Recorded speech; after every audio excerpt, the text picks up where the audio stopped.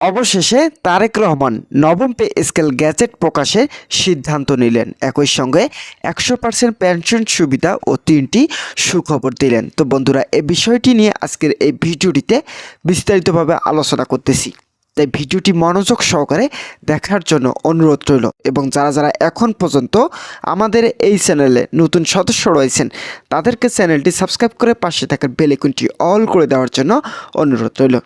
অবশেষে তারেক রহমান আজ 3টি সুখবর দিলেন। এছাড়াও নবম পে স্কেল বাস্তবায়ন সহ শতভাগ পেনশন সুবিধা কার্যকরের বিষয়ে ইতিবাচক কয়েকটি তথ্য উপস্থাপন করেন। তিনি বলেন, শুধুমাত্র বেতন বৃদ্ধি করলে কর্মচারীদের অর্থনৈতিক উন্নয়ন ঘটবে না। অর্থনৈতিক শক্তি ফেরাতে অবশ্যই পেনশন সুবিধা শতভাগ বৃদ্ধি করা প্রয়োজন। আমরা ইতিমধ্যে কয়েকটি পরিকল্পনা নিয়ে এসেছি। সাধারণ জনগণ এবং সরকারি চাকরিজীবীদের উন্নয়ন যতক্ষণ পর্যন্ত বৃদ্ধি করা সম্ভব হবে না ততক্ষণ পর্যন্ত দেশের উন্নয়ন সম্ভব নয়।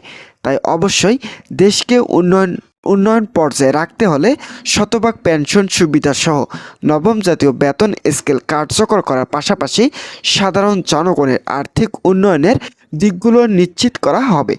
গতকাল প্রধান উপদেষ্টার সঙ্গে একটি বৈঠক অনুষ্ঠিত হয়েছিল।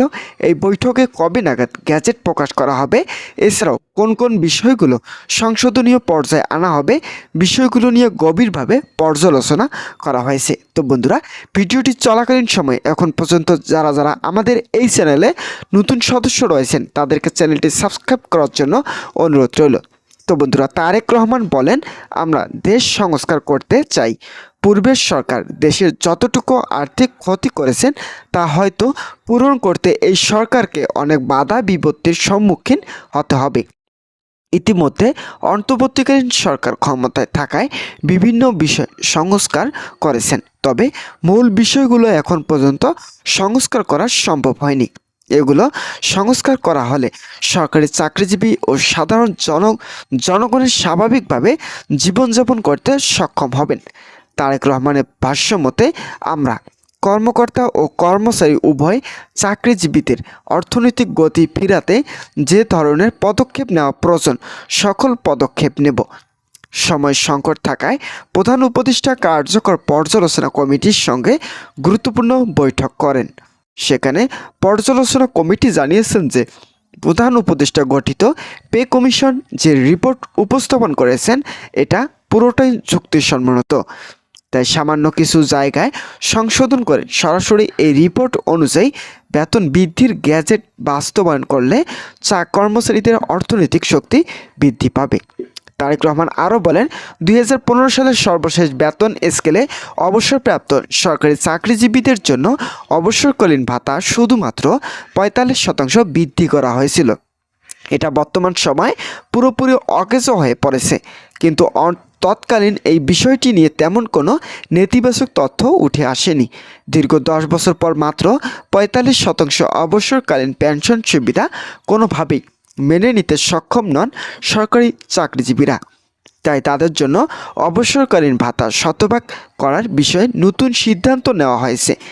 আমরা এরই মধ্যে পে কমিশন ও প্রধান উপদেষ্টার সঙ্গে বৈঠক করেছি। সবাই এই বিষয়টিকে সমর্থন জানিয়েছেন। তাদের ভাষ্য মতে, যদি নির্বাচিত সরকার বাজেট সংশোধন করতে সক্ষম হয় তাহলে অবশ্যই শতভাগ পেনশন সুবিধা চালু করে কর্মচারীদের ভাতা বৃদ্ধি করা প্রয়োজন।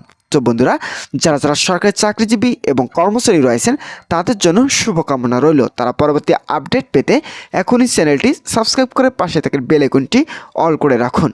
তো বন্ধুরা, এরই মধ্যে একটি সূত্র নিশ্চিত করেছে, মূল বেসিক সর্বনিম্ন 20,000 টাকা নির্ধারণ করার শতভাগ পেনশন সুবিধা বৃদ্ধির বিষয়টি একটি নেতিবাচক হিসেবে দাঁড়িয়েছে।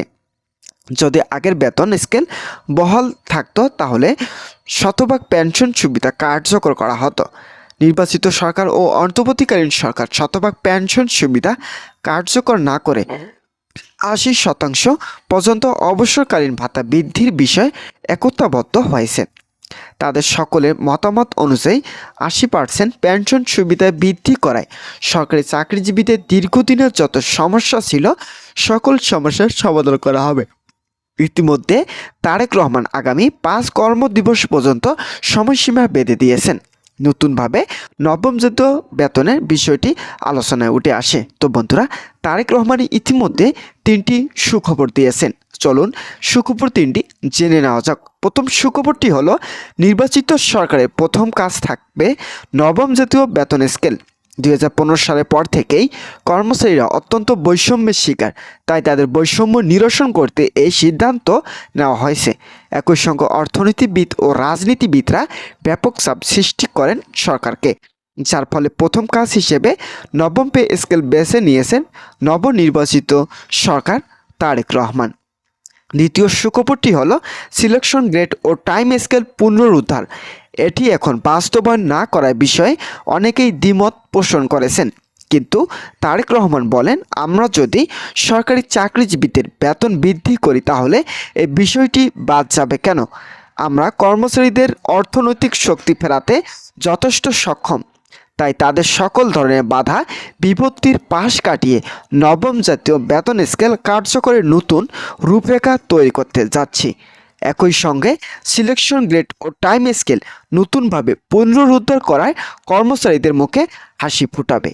তো বন্ধুরা, তৃতীয় নম্বর যে সুখবরটি রয়েছে তা হলো, অন্তর্বর্তীকালীন সরকার চেয়েছিলেন আগামী জুলাই পর্যন্ত আংশিক বেতন স্কেল বাস্তবায়ন করা হবে, কিন্তু আংশিক বেতন স্কেল বাস্তবায়ন না করে সরাসরি নবম জাতীয় বেতন স্কেল পূর্ণাঙ্গভাবে চালু করার নতুন রূপরেখা তৈরি করা হয়েছে। আশা করা যাচ্ছে আগামী 5 কর্মদিবসের মধ্যে এই 3টি গেজেট আকারে উল্লেখ করা হবে, যেখানে শুধুমাত্র বেতন বৃদ্ধির গ্যাজেট নয়, নবম জাতীয় বেতন স্কেল কার্যকরের গুরুত্বপূর্ণ সুপারিশনামা। তো বন্ধুরা, আজকের এই ভিডিওটি এই পর্যন্তই ছিল।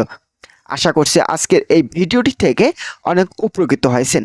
যদি কোনো ধরনের উপকৃত পেয়ে থাকেন তাহলে অবশ্যই আমাদের এই চ্যানেলটি সাবস্ক্রাইব করে পাশে থাকার বেল আইকনটি অল করে রাখার জন্য অনুরোধ রইল।